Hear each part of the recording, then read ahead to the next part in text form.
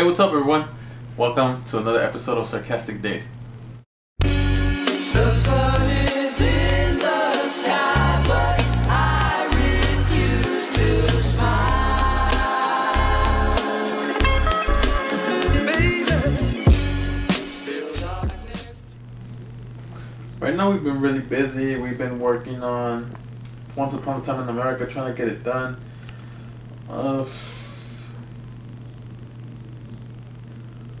This is probably one of the most difficult projects, more interesting projects that we've worked on. Just for the fact that it's so different. That's why we might be we're a little nervous about it, but we're still gonna market it and push it out there because we feel really strongly about it. If we didn't, we wouldn't have put it out, and we wouldn't have promoted it like we did. What I'm gonna do right now, I'm gonna play you a couple songs that I feel that are that stand out to me and give you the producer's point of view and pretty much what went behind this song, give you the story behind it. That way you get the feeling of where we were going with and what we were feeling and what direction we were taking with Once Upon a Time in America. The first song I want to talk about is I Wish It Was Fake. That song really, it came from a tragedy that had happened, and what had happened was that we were sitting there, and Stomps, we were talking with Stomps, and he made a comment about saying, man, this is like too much, this is too much, sometimes I wish all this was fake, you know what I mean, like I wish none of this had happened.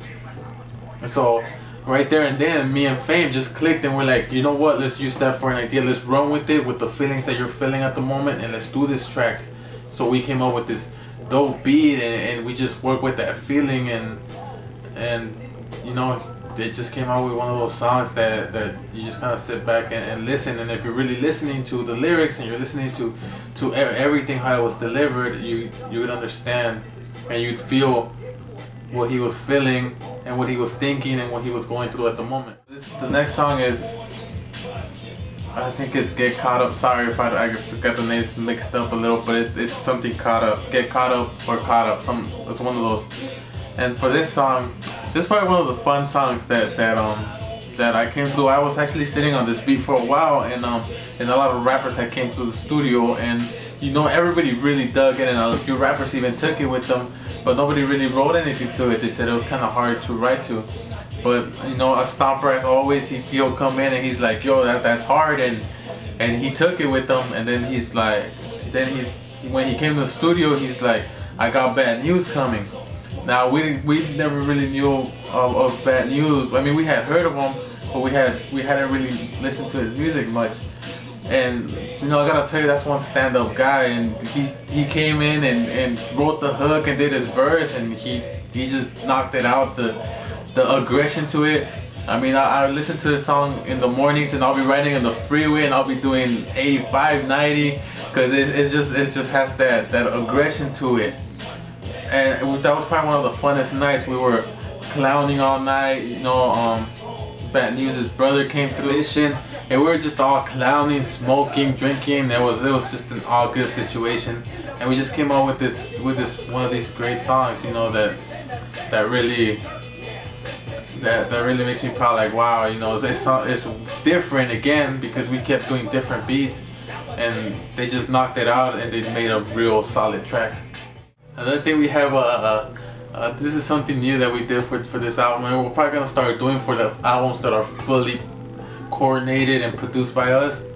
We're gonna have a little Kast and Fame meditation, and what it is just a beat where you could just relax to it, cruise to it, or smoke a blunt, chill, and it's just real relaxing. And how that came about was, as Fame was mixing the album, he ended up calling me. It probably was like 3 in the morning, and he's like, "Hey, what if we add just an instrument?" And I was like, "That's pretty cool." And then he had showed me some tracks, and I was like, "I don't know if they'd fit like that." So he's like, "You know what? I'll just do it. Don't worry, I'll show it to you later." And the next morning when I met him up at the studio, I think it was like 8 in the morning, and he had slept over at the studio because he was trying to mix down the whole album already. And I was running through it, and I was like, wow, that's the perfect track, and and I probably wouldn't have picked it out if it wasn't for Fame just thinking outside the box. This little track wouldn't have really came through. The next track, I think it's a track with Slush the Villain and Stomp, and I think it's called I Still Get It or Get It, something like that. How this track came about was we're working on Slush's solo album, and we're just spending night and day in the studio. I mean, we'd be go in at 12 at noon, and then we get out at 7 in the morning, and then we're just working on that album. And Stomps will come by, and chill and bullshit around, drink, and just enjoy the vibe there, because we had a wonderful vibe there during those times in the studio. And he'd come by, and we were all just chilling, and Stomps, and then Slush had asked Stomps, about his solo project, and we worked out, to get him on the track. So how Slush is, Slush doesn't write his lyrics. Slush just spits and spits and spits. So he just went in the booth and just spit about 32 bars or so, somewhere around there, and just we cut that part. We cut the first 16, and it was just like, wow, this is it. This is all we need.